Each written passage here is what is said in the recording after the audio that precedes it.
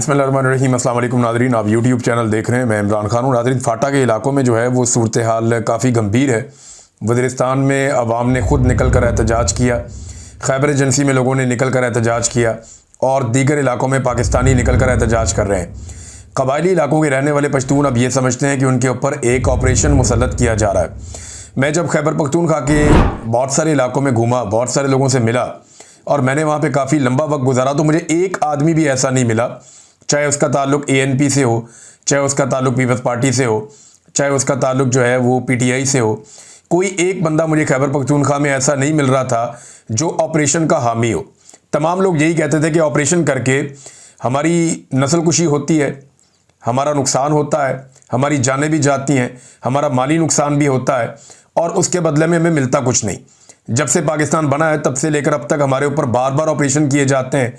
इन operations के ज़रिए से पैसा कमाया जाता है, डॉलर्स कमाए जाते हैं, बैरूनी आकाओं को खुश किया जाता है, दुनिया को बेवकूफ़ बनाया जाता है और हमें उसके बदले में कभी कुछ नहीं मिलता। हमारी ज़मीनें जो हैं वो हमसे छिन जाती हैं, हमारे वसाइल हमसे छिन जाते हैं, हमारे प्यारे हमसे छिन जाते हैं। अब वो बार बार यही बात करते थे और वो किसी किस्म का भी पाकिस्तान की मिलिट्री एस्टेब्लिशमेंट पे भरोसा करने के लिए तैयार नहीं थे और किसी किस्म का भी ऑपरेशन पाकिस्तान के कबायली इलाकों में वहाँ के रहने वाले लोग नहीं चाहते। अब ये जो एहतजाज हुआ है ये बड़ा शदीद अवामी रद्द-ए-अमल है और बड़े पैमाने पर एहतजाज हुआ है। इस पर मुराद सईद का एक ट्वीट भी आया है जिसमें उन्होंने नुमाइंदगी की है पश्तून अवाम की। मुराद सईद कहते हैं कि खित्ते बिलखसूस खैबर पख्तूनख्वा को नई जंग में धकेलने और दहशतगर्दी की वापसी की गलत पॉलिसी की निशानदेही की तो प्रोपेगेंडा करार दिया गया। ये मुराद सईद ने मेरे से भी बात की थी और उस वक्त मुराद सईद ने एस्टेब्लिशमेंट को भी बताया था और बार बार खबरदार किया था 2022 में कि डिज़ाइन के तहत, प्लानिंग के तहत कुछ दहशतगर्द ग्रुपों को खैबर पख्तूनख्वा में दाखिल किया जा रहा है। उनके ज़रिए से खैबर पख्तूनख्वा में हालात ख़राब करवाए जाएंगे और फिर यहाँ पे ऑपरेशन के नाम के ऊपर बड़े पैमाने पर फोर्सेस दाखिल हो जाएंगी। ये मुराद सईद ने कहा था। तो उस वक्त कहा गया जी प्रोपेगेंडा कर रहा है। अवामी ताकत से दहशतगर्दों को वापस धकेला तो फैसला साजों को इसमें अपनी शिकस्त महसूस हुई और गद्दार डिक्लेयर कर दिया गया। मुराद सईद को एक आगे गद्दार आदमी है, ये गलत बात कर रहा है। हालांकि यहाँ पे दहशतगर्द आए थे। मालाकंड में 3 मरतबा ये कोशिश की गई, अवाम ने बहुत एहतजाज किया और बिल आखिर यहाँ से दहशतगर्द वापस चले गए अफगानिस्तान। तो जब यहाँ पे नाकाम हो गए तो फिर जनूबी इजला जो साबिका फाटा है उसकी जानिब से खेल का आगाज़ हो गया। हमारे सरों की कीमत लगा दी गई, ये जो दहशतगर्द नासिर है उन्होंने लगाई। मगर इस सबसे बड़ी बदनसीबी ये है कि हर बात, हर खदशा और हर दावा सच साबित हुआ।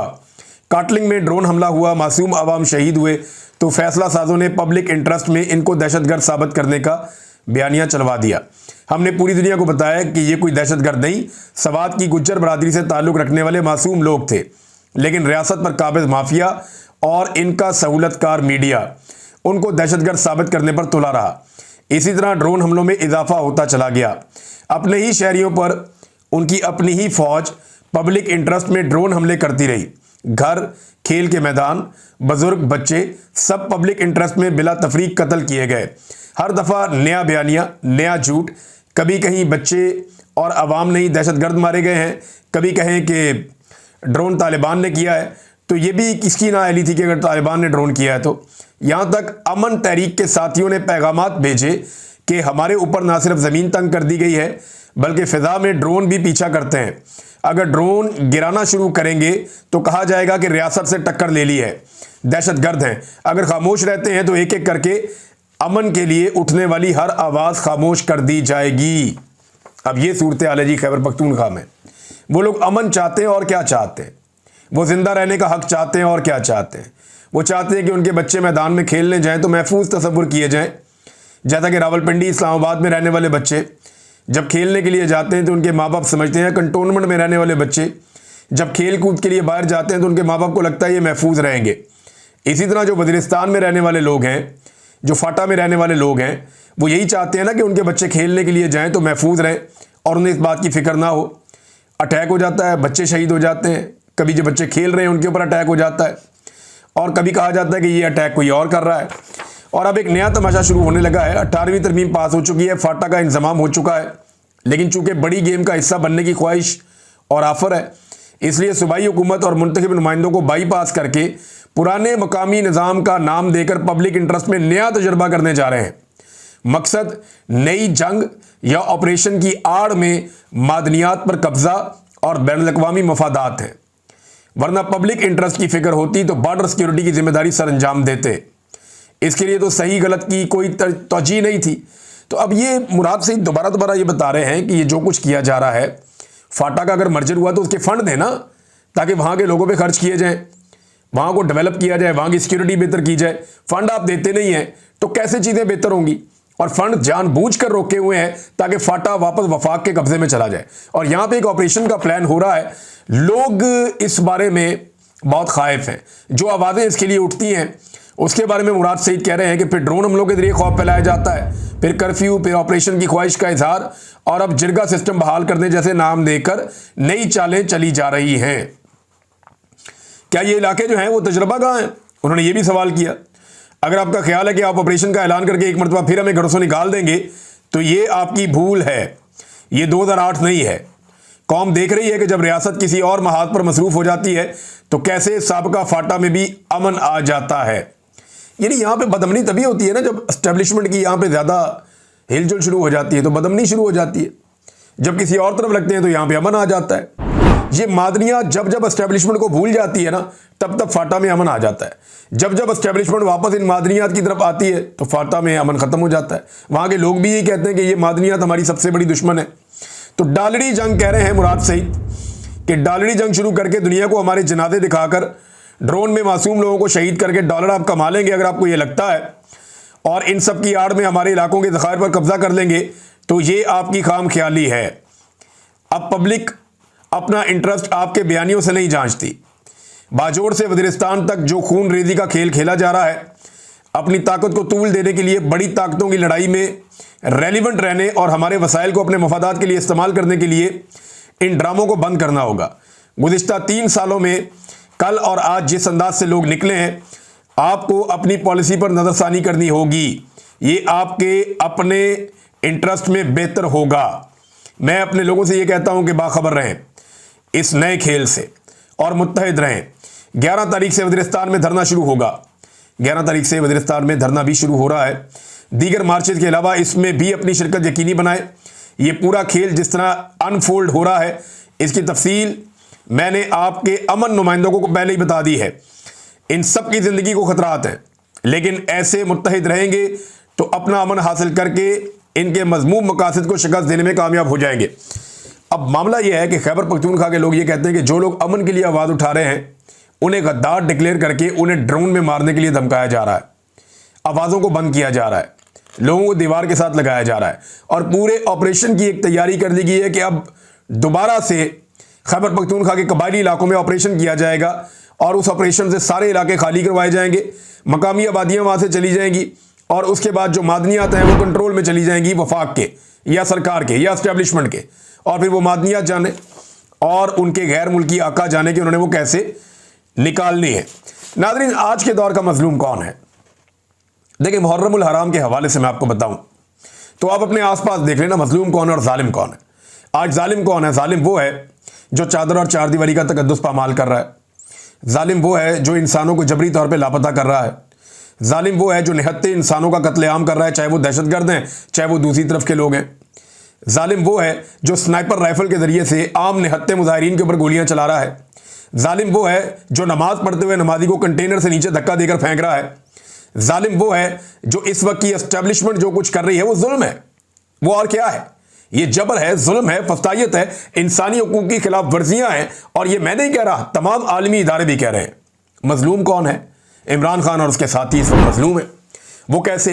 इमरान खान अंदर, उसकी बीवी भी अंदर, उसकी बहनों को बार बार गिरफ्तार किया जाता है, उसके रिश्तेदार अंदर, उसका भांजा भी अंदर, उसकी पार्टी के बेशतर लोग अंदर। लगभग 30,000 बंदा इन्होंने उठाकर जेलों में डाल दिया। मजलूम तो फिर वो लोग हैं ना जिनमें से बेशतर बेगुनाह साबित हो गए। मजलूम तो फिर वो लोग हैं ना जिन खवातीन को धकेला गया, मारा गया, घसीटा गया सड़कों पे। मजलूम तो वो लोग हैं जिन खवातीन को अगवा किया गया, जिन मर्दों को अगवा किया गया, जबरी तौर पे लापता रखा गया। मजलूम तो वो लोग हैं जिनसे ज़बरदस्ती बयानात दिलवाए गए। मजलूम तो वो लोग हैं जिन्हें बगैर किसी जुर्म के अजीबो गरीब किस्म की सजाएं और टॉर्चर का सामना करना पड़ा। मजलूम वो लोग हैं। तो आज आप जालिम के साथ खड़े हैं, मजलूम के साथ खड़े हैं। मुझे पाकिस्तानी होने पे इसलिए फख्र है कि पाकिस्तानियों की अक्सरियत मजलूम के साथ खड़ी होती है। जिस वक्त उन्हें जो मजलूम लगता है, जब फातिमा जिन्ना मजलूम थी तो पाकिस्तानियों की अक्सरियत फातिमा जिन्ना के साथ खड़ी थी। जब बेनज़ीर मजलूम थी तो पाकिस्तानियों की अक्सरियत बेनज़ीर के साथ खड़ी थी। जब नवाज शरीफ मजलूम था तो पाकिस्तानियों की अक्सरियत उधर जाके खड़ी हो गई थी। आज इमरान खान मजलूम है और पाकिस्तानियों की अक्सरियत इमरान खान के साथ आकर खड़ी है। लेकिन ये जो इमरान खान के साथ हो रहा है ना, ये वाहिद आदमी इनको टकर गया निज़ाम को जो वापस जवाब देता है, रिटेलिएट करता है। ज़्यादातर लोग हाथ बांध कर बैठ जाते हैं, मजबूर हो जाते हैं, डर जाते हैं, खौफजदा हो जाते हैं। जैसा कि नवाज शरीफ या आसिफ जरदारी कंप्रोमाइज़ हो गए थे, लेकिन इमरान खान कंप्रोमाइज़ नहीं हो रहा, डील नहीं कर रहा। बड़ा मजबूत आदमी है, मजलूम होने के बावजूद डटा हुआ है, लिहाजा कौम भी उसके साथ ज़्यादा शिद्दत के साथ खड़ी है। आज लगभग 90% पाकिस्तान इमरान खान के साथ खड़ा है। सिक्योरिटी फोर्सेस के अंदर जो सर्वे हुआ गंडापुर के मुताबिक 88% मकबूलियत है इमरान खान की, और ओवरऑल वो कहते हैं 93% है। ये गंडापुर का दावा है। बहरहाल आज जो मजलूम है सब जानते हैं, और अच्छी बात यह है कि पाकिस्तानी मजलूम के साथ खड़े हैं। अब ये फ़र्क ये है कि कोई आदमी दिल में बुरा जानता है, मौका मिलता है जाके सिर्फ टप्पा लगा के आता है। कोई आदमी ज़ुबान से बुरा कह देता है, जहाँ बैठता है वो कहता है ज़्यादती हो रही, गलत हो रहा है। और कोई आदमी हाथ से रोकने की सलाहियत रखता है, वो कहता है जी मैं बाहर निकलूंगा, मैं इस जुल्म के खिलाफ खड़ा हूंगा, मैं डट जाऊंगा। और ये सबसे बेहतर दर्जा होता है कि आप जालिम का हाथ रोकें पकड़ के। जालिम का हाथ रोकना हम सब पे फ़र्ज़ है और हमें ये रोकना होगा, वरना हमें जाकर जवाब देना पड़ेगा। तो ये जनाब अपने अपने तौर पे आपको कोशिश करनी है। नाज़रीन, मोहसिन नकवी साहब की हालत यह है कि आशूरा के जुलूस में गए निसार हवेली से, और वहाँ पे भी उनके आसपास कमांडोज, पुलिस पूरे घेरे के अंदर वो वहाँ पे ट्रैवल कर रहे थे। तो जो कुछ इन्होंने अवाम के साथ कर दिया है ना, इतना इन्होंने जुल्म किया है कि अब इनका एतमाद ही ख़त्म हो गया है। ये खुलकर पब्लिक के अंदर नहीं आ सकते। इन्हीं जगहों पे हमने दिन के वक्त देखा बार बार आलिया हमजा को, वो पुलिस की सिक्योरिटी उनके साथ नहीं थी, उनके अपने लोग उनके साथ थे। वो घूम रही थी, हर जगह पे जा रही थी, बैठी है, लोगों को मिल रही है, लोगों को पानी पिला रही है, उनके साथ बातचीत कर रही है। तो एक तरफ आप ये देख लें कि एक खातून है, वो कैसे घूम रही है। पाकिस्तान तहरीक इंसाफ के किसी भी बंदे को आप छोड़ दें। दूसरी तरफ मोहसिन नकवी साहब पब्लिक से ही इतने खौफजदा हैं, इतने खाइफ हैं कि उन्हें आइडिया है कि वो पब्लिक के अंदर भी ओपनली मूव नहीं कर सकते। हालात तो ये पैदा हो गए। हालांकि मोहसिन नकवी को इमरान खान के लेवल का लीडर तो है नहीं, वो एक मीडिया मालिक है और आर्मी चीफ से उनका एक ताल्लुकदारी है। उस ताल्लुकदारी की वजह से वो वज़ीर आला पंजाब बन गया था, उसी ताल्लुकदारी की वजह से वो आज वज़ीर दाखिला है। और तो उसके पल्ले कख नहीं है ना। और कौन है मोहसिन नकवी, कौन जानता है? चौधरियों का रिश्तेदार था, हमें यह पता था, या इसने एक सहाफत करते करते एक चैनल बना लिया था, हमें यह पता था। इसके अलावा तो इसका कोई तारुफ नहीं है ना। इसके अलावा तो अब इसका तारुफ यह बना ना कि आर्मी चीफ जो मौजूदा आए हैं उनके साथ इसकी रिश्तेदारी है, जिसकी वजह से ये पहले बन गया वज़ीर आला और उसके बाद बन गया वज़ीर दाखिला, और पीसीबी का चेयरमैन बनने का इसको शौक था, वो भी ये बन गया कि जनाब मैंने ये भी बनना है, वो भी बन गया। तो ये इसका टोटल तारुफ है। अब नाज़रीन, एक और सुहेल वड़ाइच साहब ने एक तजिया किया है। मैं हैरान हो जाता हूँ कि ये लोग ये इस तरह के स्टेटमेंट्स कैसे दे सकते हैं, हैरत होती है मुझे। सुहेल वड़ाइच साहब कहते हैं जी कि एस्टेब्लिशमेंट के बाद तशद्दुद का आईनी इख्तियार है, तशद्दुद पर उसकी मोनोपोली है, बाकी कोई तशद्दुद करे तो एस्टेब्लिशमेंट उसे कुचल देती है, यही रियासत होती है। एक तो तशद्दुद किसी और ने किया नहीं, कोई तशद्दुद की पॉलिसी पाकिस्तान तहरीक इंसाफ की नहीं है, ये सारे मानते हैं और जानते हैं। बड़े पुरअमन तरीके से हर जगह पे वो आते हैं। उनको अगर कोई ना मारे, उनके ऊपर आंसू गैस ना फेंके, उनको डंडे ना मारे, वो आंसू गैस का गोला उठा के वापस फेंकते हैं। उन्हें जब कोई मारता है तो वो तो तहरीक लब्बैक की तरह रिटेलिएट भी नहीं करते बेचारे। 7-7, 8-8 हज़ार बंदा उनका गिरफ्तार हो जाता है एक ही दिन में। कैसे हो जाता है? तहरीक लब्बैक का इतना बंदा आप एक दिन में गिरफ्तार करें ना, वो वापस डंडे मारते हैं, पुलिस वालों से कलमे पढ़ाते हैं, वो दोबारा इस्लाम कबूल करवाते हैं पुलिस वालों को। मैंने खुद बहुत सारी वीडियो देखी है, अपने सामने मैं देखता हूँ ये सारी चीज़ें। तो सुहेल वड़ाइच साहब एक सीनियर सहाफ़ी हैं, इस उम्र में आके उनको आइन और कानून के बारे में पता होना चाहिए। एक तो वो फौज को रियासत कहते हैं, जो गलत है। रियासत का आईने पाकिस्तान के अंदर एक आर्टिकल मौजूद है, मैंने पहले भी हवाला दिया कि उसको पढ़ें, आपको आइडिया हो कि रियासत क्या होती है। और दूसरा ये कहना कि रियासत के बाद तशद्दुद का आईनी इख्तियार है, ये कोई आईनी इख्तियार, तशद्दुद का तो आईनी इख्तियार होता ही नहीं है। ये तो एस्टेब्लिशमेंट के बाद ऐसा कोई इख्तियार है ही नहीं। एस्टेब्लिशमेंट कहते किससे हैं? मिलिट्री इंटेलिजेंस, मिलिट्री एस्टेब्लिशमेंट है ना एक्चुअली। फौज के चंद आला अफसरान और उनके साथ चंद लोग बैठे हुए एक इकट्ठ सा बन जाता है, इसको एस्टेब्लिशमेंट कहते हैं। नॉर्मली ये आर्मी चीफ ही होता है, जो फैसला आर्मी चीफ ने किया वही एस्टेब्लिशमेंट का फैसला है। अब आइन और कानून में तो तशद्दुद की ममानियत है। यूज ऑफ फोर्स कितना होगा, कैसे होगा, किन कंडीशंस में होगा, ये तो बाकायदा कानून के अंदर, लॉ के अंदर लिखा हुआ है। तो ये तशद्दुद का इख्तियार, और वो भी आईनी इख्तियार, मेरी समझ से बाहर है। यहां तो सिर्फ गिरफ्तार करके अदालत में पेश करने का कानूनी और आईनी जवाब मौजूद है। अगर कोई आपके ऊपर गोली चला रहा है, आप उसके ऊपर गोली चला सकते हैं, बस ये मौजूद है। लेकिन कोई गोली नहीं चला रहा, निहत्था खड़ा हुआ, आप गोली मारेंगे तो कानून आपके खिलाफ हरकत में आएगा, और ये आइन और कानून के मुताबिक है। वही कह रहे हैं कि आईनी इख्तियार है तशद्दुद का। मुझे बातों का हैरत होती है। नाज़रीन, जो यानी जिस तरह की पॉलिटिकल पार्टी है, उसी तरह के उनके चाहने वाले भी हैं। यानी यहां पे आप अंदाजा करें कि एक तरफ ये कहा गया जनाब हमने एमएस भी मुअत्तल कर दिया क्योंकि एमएस गलत आदमी था, हमने जो है वो जो सीईओ है उसको भी मुअत्तल कर दिया क्योंकि वो भी गलत आदमी था। तो अब जनाब एक और खबर आई है उसी अस्पताल से जुड़ी हुई, डीएचक्यू अस्पताल जो है पाकपतन वाला, वहां से कि ऑक्सीजन की सप्लाई बरकरार रखने के लिए एमएस को जिस हेड नर्स ने, सलमा तुफैल साहिबा थी, जिन्होंने ये खत लिखा था, उनकी सर्विसेज महकमा हेल्थ को वापस कर दी गई, यानी उनको ओहदे से हटा दिया गया। यानी उस नर्स को ही, हेड नर्स को ही फारिग कर दिया जिसने एमएस को ये लिखा था कि ऑक्सीजन की सप्लाई खत्म हो रही है, बच्चे मर जाएंगे, इन्हें बचाना है तो सप्लाई का बंदोबस्त करें।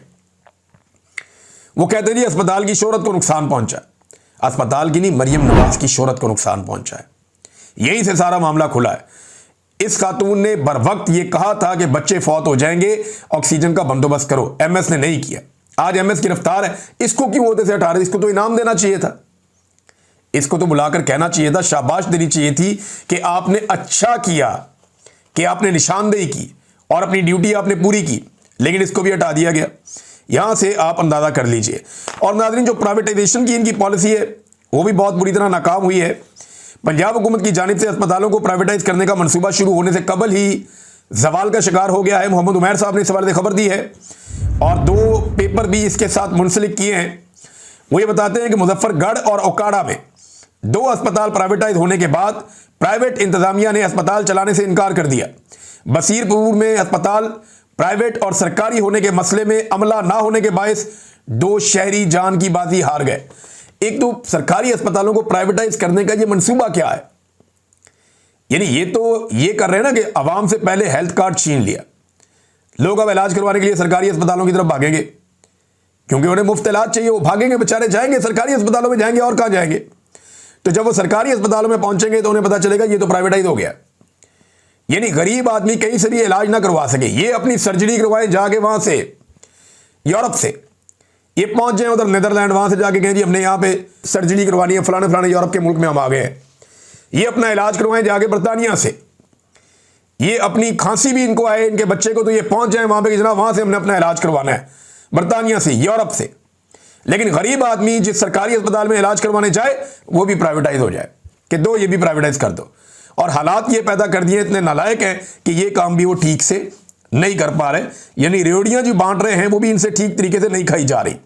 नाज़रीन, सिंध वाले भी कोई इतना आगे नहीं है, उनके हालात जरा आप चेक करें। कल्यारी में बिल्डिंग गिरे हुए 2 दिन हो गए, अभी तक वो उस बिल्डिंग के मलबे से लाशें नहीं निकाल सके। वो एक दूसरे पे इल्जाम डाल रहे हैं। एमक्यूएम कह रही है जी पीपल्स पार्टी इसके लिए जिम्मेदार है, ये बिल्डिंगें बनाते हैं इस तरह की, ये और बहुत बिल्डिंगें गिरेंगी, इन्होंने बेड़ा गर्क कर दिया कराची का, इनको इक्तदार का नशा है। एमक्यूएम ये कह रही है, पीपल्स पार्टी कह रही है नहीं नहीं नहीं, एमक्यूएम चोर है, एमक्यूएम फ्रॉड कर रही है, एमक्यूएम को नशा इक्तदार का, एमक्यूएम ने ये सारा पैसा लेके अपने सेक्टर कमांडर के जरिए से अजीबोगरीब किस्म की बिल्डिंगें बना दी हैं। सेक्टर हेड जो इनके बने हुए थे, इन्होंने बेड़ा गर्क किया जनाब कराची का। वो पीपल्स पार्टी एमक्यूएम पे डाल रही है, एमक्यूएम पीपल्स पार्टी पे डाल रही है, और लाशें वहां मलबे में दबी हुई हैं। और कैपेसिटी इनकी ये है, रोला इन्होंने डाला हुआ था कि जहां सैलाब आ गया वहां पे लाशें क्यों नहीं मिल रही, वो वहां से तो लाशें मिल गई थी, उसके ऊपर तनकीद कर रहे थे। हालांकि वो तनकीद के काबिल था, वहां इंतजामी गफलत थी। लेकिन यहां पे तो आप, इतना बड़ा शहर है, पाकिस्तान का सबसे बड़ा शहर है, वहां पे मलबे से लाशें निकालते हुए 2 दिन हो गए इनको। अब तक की इतला के मुताबिक 19 लोग इसमें जाँ बहक हुए हैं और यह बताया जा रहा है कि अभी मजीद लाशें मिलने की तवक्को है। हैरत होती है मुझे कि ये कितने नालायक लोग हैं। और पाकिस्तान की इन्होंने हालत क्या कर दी, जरा नाज़रीन ये आप सुने। एक चीज मैं आपके सामने रखने वाला हूं, कर्जों की सूरत हाल। इस वक्त जो लेटेस्ट खबर आई है कर्जों के हवाले से, वो ये बताती है कि वफाकी हुकूमत के कर्जे 76,045 अरब रुपए की नई बुलंद तरीन सतह पर पहुंच गए हैं। ये रिकॉर्ड कर्जे हैं जो मौजूदा हुकूमत ने हासिल किए हैं। ये कहते हैं जी हम इकोनॉमी ठीक कर रहे हो, कर्जे लेकर कौन सी इकोनॉमी ठीक होती है? और ये कौन सी साइंस है? दुनिया का कोई साइंटिस्ट आके मुझे समझा दे, कोई इकोनॉमिस्ट आके ये दावा कर दे जनाब कर्जे लेते जाओ इकोनॉमी बेहतर हो जाती है। और भाई कर्जे उतारने से इकोनॉमी बेहतर होती है, कर्जे वापस करने से इकोनॉमी बेहतर होती है, या कर्जे जो आप ले रहे हैं उनकी शरह कम करने से इकोनॉमी बेहतर होती है। पाकिस्तान के 77 साल के अंदर जो कर्जे लिए गए वो 75-76 साल में, 2022 तक 75 साल में जो कर्जे लिए गए ना पाकिस्तान में 2022 तक, जब तक इमरान खान साहब की हुकूमत थी, वो 43,000 अरब थे, 43,000 अरब रुपीज, बिलियन रुपीज। ये कर्जा लिया गया था पाकिस्तान बनने से लेकर 2022 में इमरान खान साहब की हुकूमत गिरने तक। कितना?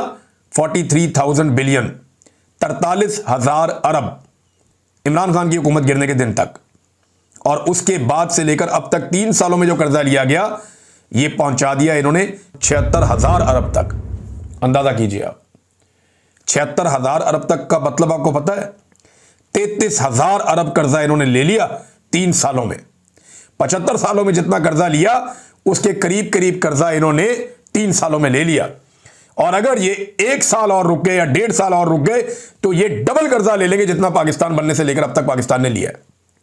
अंदाजा करें आप, ये कैसे जालिम हुक्मरान आए हैं। इन्होंने पाकिस्तान की पूरी मईशत को निचोड़ के रख दिया है। पाकिस्तान में जो सरमायाकारी है 50 साल की कम तरीन लेवल पे आ गई है। पाकिस्तानी सरमायाकार पाकिस्तान छोड़कर बाहर भाग रहे हैं। आज मुझे बेशुमार लोगों ने राब्ता किया कि जनाब अपनी प्रॉपर्टी, अपनी चीजें हम बेचकर पाकिस्तान से जा रहे हैं। एक दोस्त ने, वो पाकिस्तान के अंदर कारोबार करते हैं, उन्होंने बताया कि कोई आदमी जमीन का एक टुकड़ा खरीदने को तैयार नहीं है। कम कीमत में बेचता हूं, कोई लेना नहीं चाहता। लोग अपनी फैक्ट्रियां, अपनी चीजें ओने पोने बेचकर पाकिस्तान छोड़कर जा रहे हैं। वो ये कहते हैं ये मुल्क एस्टेब्लिशमेंट चलने ही नहीं देगी, जो हालात पैदा हो गए। ऐसी सूरत हाल में जब डॉक्टर्स जा रहे हैं, इंजीनियर्स जा रहे हैं, ब्रेन ड्रेन हो रहा है, उस वक्त इन्हें लगता है कि ये मईशत ठीक कर रहे हैं।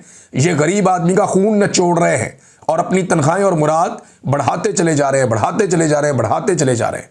और उनको बढ़ाने के लिए ये अंधाधुंध कर्जे ले रहे हैं और उन्हीं कर्जों के नीचे पिस के हमारी ये हालत हो गई है। अब अगर पाकिस्तान में कोई अवामी हुकूमत आ भी जाए, फर्ज करें, तो इससे निकलना क्या आसान होगा? क्या इससे निकलना आसान होगा? 76,000 अरब के कर्जे हैं, इनसे निकलना आसान होगा? इनसे निकलने में आपको 2 दहाइयां लग जाएंगी कम से कम। और वो भी अगर कंटिन्यूटी रही और एस्टेब्लिशमेंट ने कोई नया पंगा ना लिया तो। अब तक के लिए इतना ही। अपना ख्याल रखिएगा, अपने चैनल का भी। अल्लाह हाफिज़।